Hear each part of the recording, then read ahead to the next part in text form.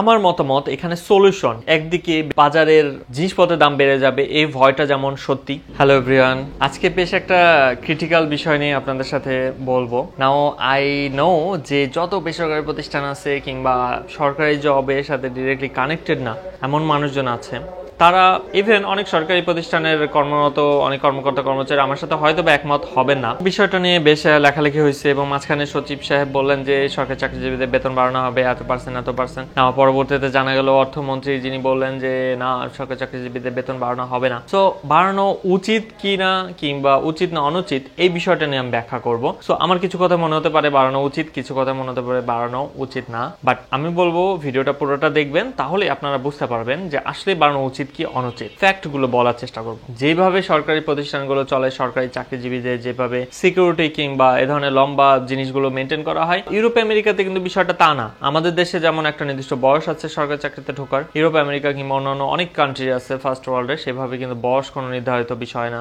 সরকারি চাকরিতে ঢোকার জন্য। নাও দ্যাট বিং সেড, সরকারি চাকরিতে বাংলাদেশে যারা ঢুকছে তাদের বেতন বৃদ্ধি হয়েছে কত সালে। আপনার মনে হতে পারে যে অনেকবারই বেতন বৃদ্ধি হয়েছে, রাইট। 1973 সালে হয়েছে প্রথম একটা স্ট্রাকচার দাঁড়াইছে, এরপর হয়েছে 1977 সাল, মানে 4 বছর পরে যায়। এরপর 1985 সাল, দ্যাট মিনস 8 বছর পরে। এরপর 1991 সাল, 6 বছর পরে। 91 থেকে 97 আবার 6 বছর। 97 পর 2005 সাল, মানে 8 বছর। 2005 এর পরে 2009, খুব দ্রুত হয়েছে 4 বছরের মাথায়। নাও 2009 এর পরে যায় 2015, মানে 6 বছর পরে যায়। এই যে 2015 সালে যেটা লাস্ট বেতন বৃদ্ধি হয়েছে, এই সময় একটা সিদ্ধান্ত নেওয়া হয়েছে নীতিগত যে প্রতি 5 বছর পর পরই, আসলে আমি টেকনিক্যাল টার্ম ইউজ করছি না, প্রতি 5 বছর পর পর একটা সিস্টেম করা হবে, দেখা হবে যে আসলে বেতন বাড়ানো উচিত কিনা কিংবা বেতনটা ডিফাইন করা হবে। 5% ইনক্রিমেন্ট যেটা বলা হয়, আমার যদি অর্থনীতি নিয়ে অন্যান্য ভিডিওগুলো দেখে থাকেন জানবেন যে 5% ইনক্রিমেন্ট মানে বেতন বাড়ানো না, এটা আসলে বাজারের সাথে সঙ্গতিটা রাখা। সরকার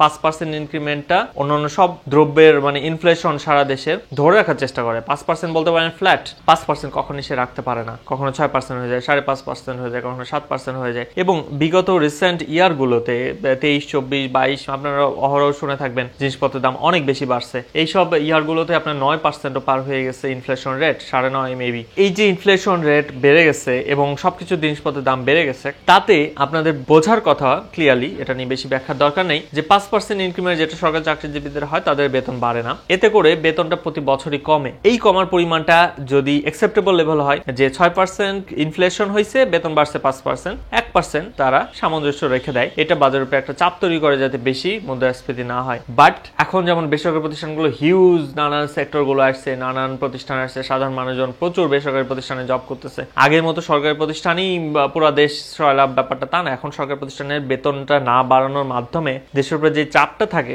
সেই চাপটা এখন আর ওই লেভেলের কাজ করছে না, যেই কারণে ইনফ্লেশন রেটটা আরো বেশি বৃদ্ধি পাইছে। সো এটা তো আসলে অনেক কিছুর উপরে ডিপেন্ড করে। বাট যদি সরকারি চাকরিজীবীদের এখন বেতন বাড়ানো হয়, তাহলে নিশ্চিত থাকেন যে আরেকটা লাভ দিয়ে জিনিসপত্রের দাম বাড়বে। নাও যেই কারণে আসলে সরকারি চাকরিজীবীদের বেতন বাড়ানো উচিত না, এটা আসলে কনফার্ম ধরে রাখেন যে বাজারের পরিস্থিতি যেমন, সাধারণ মানুষ, বেসরকারি প্রতিষ্ঠান, নানান ধরনের ব্যবসা বাণিজ্য করতেছে যারা, তাদের সাইকোলজিটা এরকম একটা হয়ে গেছে যে এখন মনে করেন জাস্ট বেতন যদি বাড়ায় দেওয়া হয়, ফার্স্ট অনেক বাড়িওয়ালা যারা হয়তোবা তাদের বাড়ি ভাড়া সেভাবে বাড়ায় নাই, এখন একটা অজুহাত পাওয়া যাবে বাড়ি ভাড়া বাড়ানোর, বেতন বেড়ে গেছে সরকারি চাকরিজীবীদের। প্লাস আগে হয়তো কিছু ব্যবসায়ী শ্রেণী আছে, তারা হয়তো সেভাবে জিনিসপত্রের দাম বাড়াতে চায় নাই, তারা একটা কনসেপ্ট হয়ে যাবে বেতন বৃদ্ধি হয়েছে লাখ লাখ সরকারি চাকরিজীবীদের, সো তারা জিনিসপত্রের দাম আরেকটু বাড়ানোর, আরেকটু সামনের দিকে নেওয়ার একটা বলতে পারেন অজুহাত পাওয়া যাবে। সো রিপলে একটা ইফেক্ট হবে সরকারি চাকরিজীবীদের বেতন বাড়ালে, এটুকু কনফার্ম। সো সরকার যেহেতু চায় না এখনই জিনিসপত্রের দাম আবার আরেক ধাপ বাড়ুক, তারা কন্ট্রোলে রাখার চেষ্টা করছে, তাই তারা সরকারি চাকরিজীবীদের বেতন বাড়াতে অনুৎসাহিত,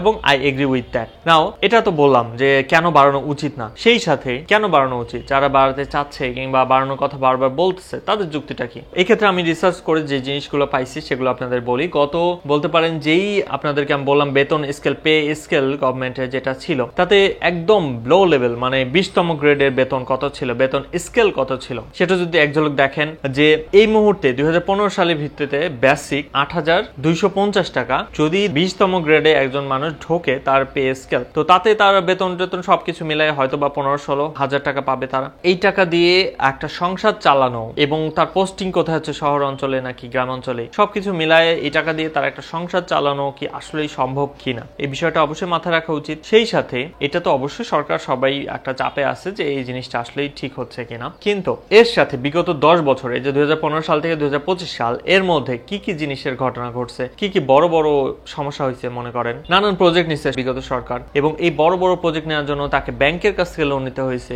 এমনও পত্রিকা আসছে যে নতুন টাকা ছাপাইছে, ফলে ইনফ্লেশন রেটটা অনেক বেশি হাই হয়ে গেছে। বলে তারা 10% পার হয় না, 9.5%, বাট অ্যাকচুয়ালি বাজারের দিকে যদি তাকান এটা হয়তো 30% 40% গড়পড়তা চলে আসছে। সো এই যে দ্বিতীয় তৃতীয় শ্রেণী চতুর্থ শ্রেণী এই মানুষগুলোর পক্ষে সংসার চালানো খুবই টাফ। প্লাস বড় বড় শহর কেন্দ্রিক আমাদের যেহেতু সবকিছু হয়ে গেছে, ইভেন সরকারি প্রতিষ্ঠানগুলোকেও বড় বড় শহরে বেশি জনবল দিয়ে ফোকাস থাকতে হয়, কারণ এখানে সাধারণ মানুষের পরিমাণ বেশি, তাদের সার্ভিসের চাপটাও বেশি। ফলে এখানে তৃতীয় চতুর্থ শ্রেণীর সরকারি কর্মচারীদেরকেও কিন্তু নিয়োগ করতে হয়, তাদের কিন্তু বেতন এক্সট্রা দেওয়ার সুযোগ নাই এই শহর অঞ্চলে। অথচ এই শহর অঞ্চলে সবকিছু জিনিসের দাম যেভাবে বেশি, তাতে সার্ভাইভ করা বেশটা নাও। এটা তো নিশ্চিত বুঝতে পারছেন যে 5% ইনক্রিমেন্ট তাদের আসলে বেতন বাড়ে না, এটা কমে, এবং যেহেতু 9% 9.5% তাতে ইনফ্লেশনে তাদের বেতনটা আসলে প্রতি বছরই খুবই কমতেছে। 2015 সালে যখন নতুন গেজেট দেওয়া হয়েছে, পে স্কেল দেওয়া হয়েছে, তখন অনেক মাস্টার্স পাস করা, অনার্স পাস করা অনেক গ্রাজুয়েটরাই কিন্তু ইভেন সেকেন্ড ক্লাস সরকারি চাকরি কোথাও হয়তো বা তৃতীয় শ্রেণীতেও ঢুকছে। তাদের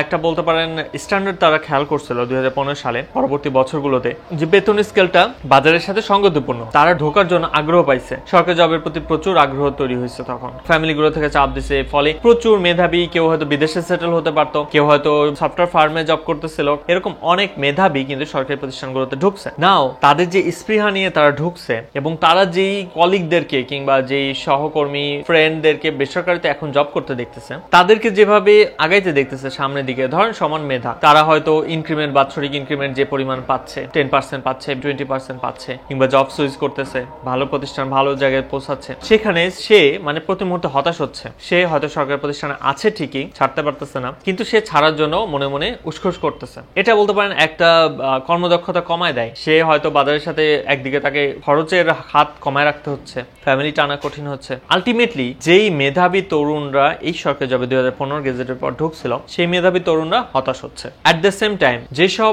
নতুন তরুণরা বের হচ্ছে গ্রাজুয়েট এবং মেধাবী, তারা সরকারি জবের প্রতি আগ্রহ হারাচ্ছে। সরকারি প্রতিষ্ঠানগুলো মেকানিজম যদি আপনাকে বুঝতে হয়, প্রতি বছর কিন্তু এখান থেকে মানুষজন রিটায়ারমেন্টে যায়, রাইট? পুরনো প্রতিষ্ঠান, এই প্রতিষ্ঠানগুলো সরকারি ব্যাংক, পুলিশ বলেন, আর্মি বলেন, শিক্ষকতা বলেন, সমাজ সেবা, বিসিএস ক্যাডার, নানান ক্যাডার আছে, তারা কিন্তু প্রতি বছরই পদ খালি হচ্ছে এবং প্রতি বছর নিয়োগ হচ্ছে, ঢুকতেছে। এই যে প্রতি বছর ক্রমান্বয়ে ঢুকতেছে, ক্রমান্বয়ে খালি হচ্ছে, এই বেতন স্কেল কিংবা স্ট্যান্ডার্ড যদি এই সরকারি প্রতিষ্ঠানের সেভাবে মেনটেন করা না হয়, তাহলে পরের বছরগুলোতে কিন্তু সেম লেভেলের আর মেধাবীরা ট্রাই করে না, সেম লেভেলের টপ মেধাবীরা কিন্তু আর সরকারিতে ঢোকে না। যখনই একটা ভ্যাকুয়াম তৈরি হয় সরকারি প্রতিষ্ঠানের এই যে চাকরির বেতন বৃদ্ধি কিংবা এই ধরনের স্ট্যান্ডার্ডটা মেনটেন করার, 5 বছর পর পর যে পে স্কেলটা নতুন করে রিফাইন করার, এমন না অনেক বেশি বাড়াতে হবে, বাট বাজারের সাথে সামঞ্জস্য রাখা, সেই জিনিসগুলো যখন হয় না, তখন ক্রমান্বয়ে মেধাবীদের আশাটা আবার কমে যায়। এই ভ্যাকুয়ামটা আগে হয়েছিল 2015 সালে এসে কিছুটা কমছে, এরপরে যখন আবার ভ্যাকুয়াম, সেই ভ্যাকুয়ামটা এখন ফিল হচ্ছে। ফর এক্সাম্পল আমার ডিপার্টমেন্টেরই দেখা গেছে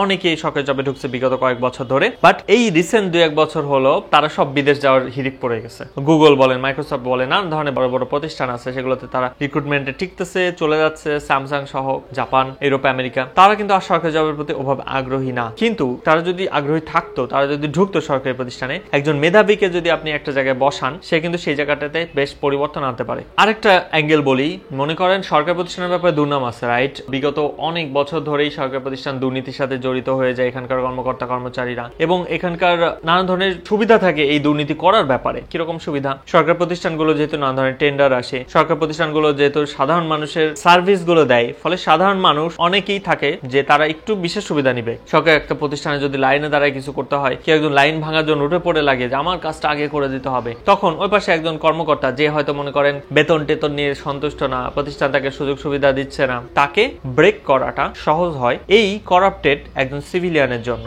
অন্যদিকে স্ট্যান্ডার্ড একটা জব মেনটেন করতেছে জব হোল্ডার, যে অলরেডি গ্রাজুয়েট, যে অলরেডি আত্মসম্মান বোধে পূর্ণ, তার ওই অভাবটা ফিল নাই, তাকে ব্রেক করাটা তুলনামূলক কঠিন হয়। একটা সরকারি জব বিষয়টা না, এটা একটা প্রতিষ্ঠান, অর্গানাইজেশন। সেই অর্গানাইজেশন যদি তার কর্মচারী কর্মকর্তাদের স্ট্যান্ডার্ড লাইফটা ধরে রাখতে না পারে, তখন যেহেতু করাপশনের সুযোগ এখানে হিউজ, এই যে 2015 সাল থেকে যেসব মেধাবীরা ঢুকছে, সাধারণ মানুষের সাথে এখন সেবা দিতেছে, তাদের যদি স্টাইলটা তাদেরকে যদি মেনটেন করা সম্ভব না হয়, প্রতিষ্ঠানের মাধ্যমে তারা করাপশনে জড়ায় যাওয়া বেশ সহজ হবে, এবং যেহেতু এরা মেধাবী করাপ্টেড অফিসার খুবই ডেঞ্জারাস হতে পারে, যেটা আমার একটা ভয় যে যদি এই জিনিসটা বেশি লেন্দি করা হয় কিছু মানুষ হয়তো করাপশনে জড়ায় যেতে পারে কিংবা হয়তো গেছে। আমি বলছি না এই কারণে করাপশনে যাওয়ার যুক্তি আছে, বাট দ্যাট ডাজন্ট, এটা ঘটতে পারে এবং এটার বলতে পারেন একটা পরিবেশ তৈরি হয়ে যায়, যেটা অতীতে দেখা গেছে 2000 সালের দিকে 1990 সালের দিকে বেতন কম থাকার কারণে সরকারি প্রতিষ্ঠানে অনেক তারা কি সার্ভিস দিবে, তাদের নিজেদের সংসার চলে না, এরকম একটা বিষয় হয়ে দাঁড়াইছিল।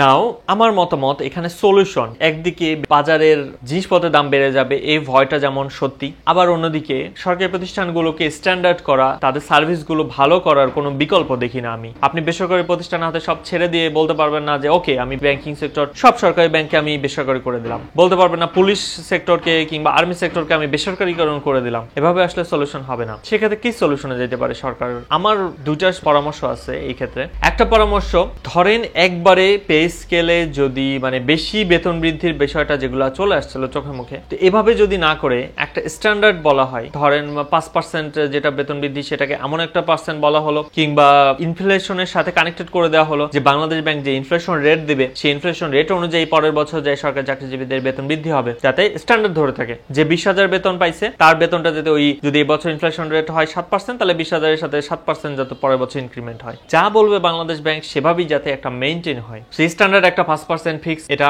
আমার কাছে মনে হয় অন্যায়। একই সাথে আসলে এটার অনেক ধরনের সলিউশন হতে পারে। পে স্কেলই দিতে হবে ব্যাপারটা তা না, এমন ভাবে দেন যাতে বাজারে সাধারণ মানুষের উপরে একটা ইফেক্ট না, অনেক বেতন বাইরে গেছে কিংবা এই জিনিসটা ক্লিয়ার করা হোক সরকারের তরফ থেকে, যেটা আসলে বেতন বৃদ্ধি না, এটা আসলে সরকারের যেটা মুদ্রাস্ফীতি আছে তার সাথে স্ট্যান্ডার্ড করে বেতনটা সামঞ্জস্য রাখা, এটা মোটেও বেতন বৃদ্ধি না। তো এই জিনিসগুলো ক্লিয়ার করা হোক। এই যে পেপার পত্রিকা আসে বেতন বৃদ্ধি বেতন বাড়ানো, এই জিনিসটা টার্মটাই ভুল কনসেপ্ট দেয় সাধারণ মানুষের মধ্যে, ব্যবসায়ীদের মধ্যে, যেই কারণে আসলে জিনিসপত্রের দাম বাড়ানোর বিষয়ে তাদের হিরিক পড়ে যায়। তো এই বিষয়টা ক্লিয়ার করা উচিত, প্রচুর প্রচারণা চালানো উচিত সাধারণ মানুষের মধ্যে, যাতে তারা ক্লিয়ার কনসেপ্ট নিয়ে সামনে আগাতে পারে। সেকেন্ড পরামর্শ যেটা, সেটা হলো এই যে করলেন ওকে একটা স্থির সিস্টেমে আসলেন, তাতে কিন্তু 5 বছর 10 বছর পর পরে আপনার পে স্কেল দিতে হবে না, আপনি বাজারের সাথে সামঞ্জস্য করে বাংলাদেশ ব্যাংক যেটা বলতেছে যে বছর শেষ তার হিসেবে দিচ্ছেন। এখন সিস্টেমটা ঠিক করার পর পরের কাজ হচ্ছে অডিটের মাধ্যমে হোক কিংবা অন্য নানান বিষয়ের মাধ্যমে হোক, ইন্টারনাল যেগুলা সিস্টেম আছে, মেকানিজম আছে সরকারি প্রতিষ্ঠানে, তার মাধ্যমে করাপশনটাকে টোটালি বন্ধ করে দেওয়া সরকারি প্রতিষ্ঠানগুলোতে, যাতে টেন্ডারবাজি যেগুলো টার্ম শোনা যায়, করাপ্টেড অফিসিয়ালদের যাতে কোনো ছাড় না দেওয়া হয়, তাদেরকে যাতে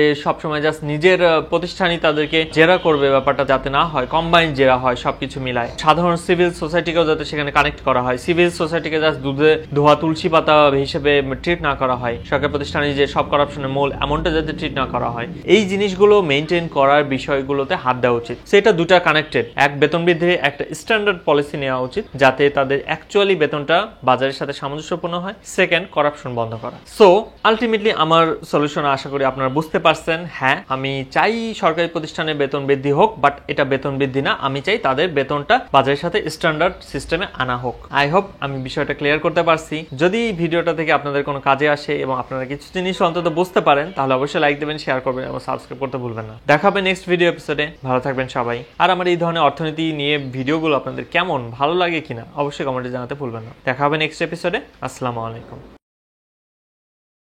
বাই।